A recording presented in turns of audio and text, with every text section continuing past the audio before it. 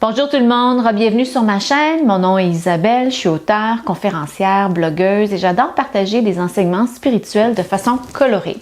Aujourd'hui, une dernière capsule sur les façons d'être de l'ère du Verseau, de l'ère de la lumière, où nous naviguons tous et toutes sans exception.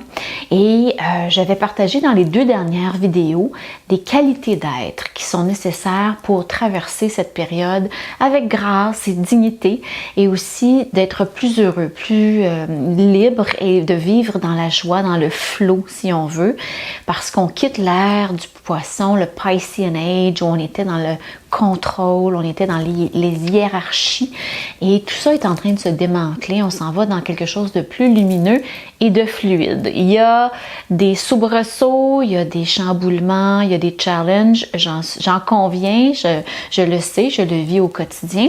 C'est pas facile de changer d'une façon d'être à une autre façon d'être, mais ça prend un travail intérieur et ça prend aussi des prises de conscience et je suis là pour vous guider.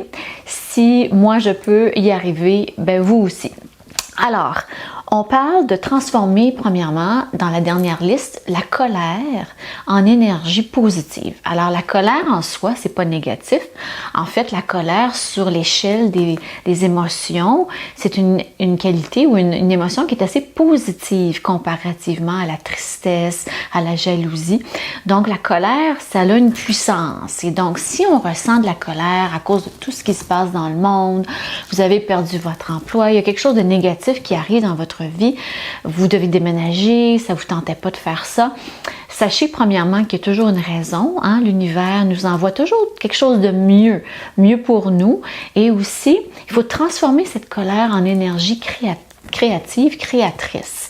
Cela ne veut pas dire ne pas ressentir la colère, parce que quand on ne veut pas ressentir sa colère, on l'enfouit à l'intérieur de nous, c'est très dangereux, ça peut causer des maladies. Alors, il faut la libérer, il faut la sentir, peut-être aller courir dehors, crier dans la forêt, peu importe, relâcher cette colère-là, parler à un ami.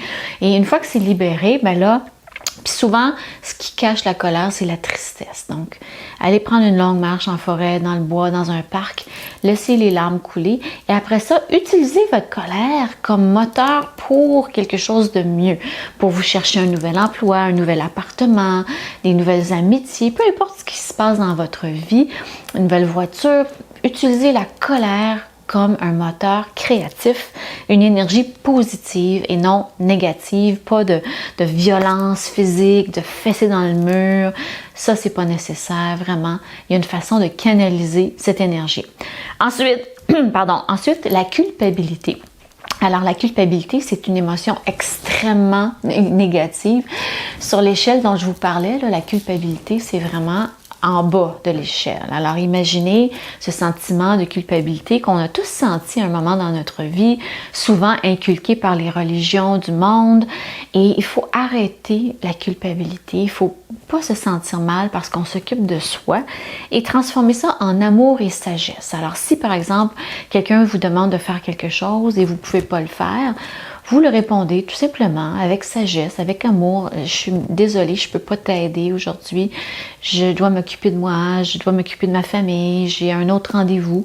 Et pas se culpabiliser à l'infini à cause qu'on a dit non à quelqu'un, à cause qu'on ne peut pas aider quelqu'un, à cause qu'on a dit une chose, que l'on regrette. Il faut tout simplement lâcher ça et revisiter la culpabilité avec l'amour et la sagesse.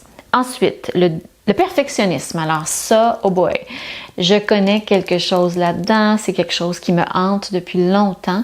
D'ailleurs, quand je commence à écrire un nouveau livre, je suis vraiment freinée par ce sentiment de perfectionnisme. Qui va lire ça? C'est intéressant?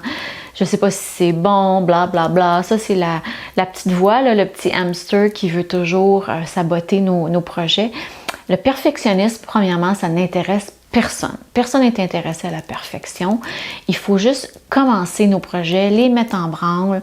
Et si on suit notre intuition, si on suit l'intuition divine, notre mission de vie, bien, il y a des portes qui vont s'ouvrir pour vous. Je le sais, je l'ai vécu. Quand j'ai écrit mon premier roman, j'avais aucune espèce d'idée de ce que j'étais en train de faire. Je m'amusais beaucoup comme une petite folle. Je m'amusais, je me faisais rire.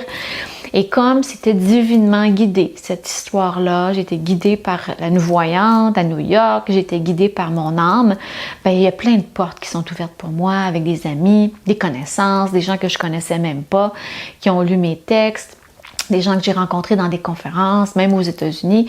Ils m'ont tous donné un coup de main pour réaliser mon rêve d'être publié. Alors, laissez tomber la perfection si vous voulez partir une entreprise. Ça peut être n'importe quoi, lancer un projet créatif, peu importe qu'est-ce qu'il est, lâchez la perfection. Je ne suis pas la seule à le dire. Brené Brown en a parlé. Il y a plusieurs TED Talks à ce sujet. La perfection, c'est vraiment comme du poison. Ça nous empêche d'avancer. Et il faut transformer ça en acceptation de soi. Quand on s'accepte tel que l'on est, on n'a pas besoin d'être parfait. On n'a pas besoin de ressembler à quelqu'un dans un magazine ou sur les réseaux sociaux. Non, on s'accepte comme on est et on sait que notre effort, ben, si on met de l'effort dans quelque chose, on a mis le meilleur de soi-même et ça suffit. Alors, il faut travailler sur l'acceptation de soi, arrêter de se comparer, fermer les réseaux sociaux et tout simplement suivre l'appel de son âme.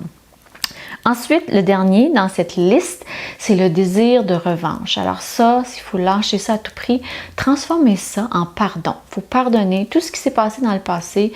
Ça appartient au passé. À partir d'aujourd'hui, on va vers l'avant. On vibre avec notre cœur. En anglais, on dit « the heart and brain coherence ». Joe Dispenza en parle beaucoup. Il faut aller vers l'avant, vibrer vers ce que l'on désire. Que ce soit des nouveautés, des nouvelles personnes dans notre vie, de l'argent, de l'abondance. Vibrer vers l'avenir, ce qui s'en vient pour nous, avec aussi dans l'instant présent. Laisser aller le passé, tout pardonner et arrêter de vouloir prendre sa revanche. Il y en a qui ont déjà comparé ça à boire du poison, le désir de revanche. Et aussi, ça crée comme un pneu, un gros pneu autour de la taille où on limite le bien, l'abondance, les amis, toutes les belles choses qui veulent venir vers nous. Ça nous bloque en voulant prendre notre revanche. Hey, cette personne-là m'a fait ci, cette personne-là m'a fait ça, comment peut-elle avoir fait un tel truc? Même Carolyn Myss, une grande mystique américaine, nous dit que la prise de revanche, le vouloir se revancher, de vouloir prendre sa revanche sur quelqu'un, c'est très, très, très négatif et c'est ça qui cause les maladies. Donc, Carolyn Myss est une femme que j'admire énormément. Elle a écrit de nombreux livres et elle dit la raison principale qu'on ne guérit pas de maladies chroniques ou peu importe que ce soit des maladies graves ou moins graves, c'est de ne pas vouloir pardonner à quelqu'un et de rester dans ce désir de revanche. Alors, il faut absolument passer par-dessus ça et avancer sur son chemin. Alors voilà pour les qualités d'être de l'ère du Verseau. J'espère que ça vous parle. J'en rajouterai une dernière et ça, c'est vraiment inspiré de mes dernières vacances au bord de l'eau. J'avais trouvé de nombreuses bouteilles qui traînaient, des gens qui jetaient des trucs par les fenêtres. J'ai même vu la semaine passée quelqu'un jeter sa tasse de Tim Hortons par la fenêtre. Hier, sur l'autoroute, une personne qui a jeté son sac de chips aussi sur l'autoroute. Et ça vient vraiment me chercher. Je pense qu'il faut vraiment être plus conscient de l'environnement. Mère Nature, c'est pas une poubelle. Et il faut vraiment, vraiment prendre conscience de ça, faire plus attention parce que on est dans une grande période de purification. On le voit dans les nouvelles, il y a des inondations, il y a plein de choses qui se passent, des tornades et c'est pas pour rien. Mère Nature a besoin de nous. Elle est en période de grande transformation, de purification, tout comme nous.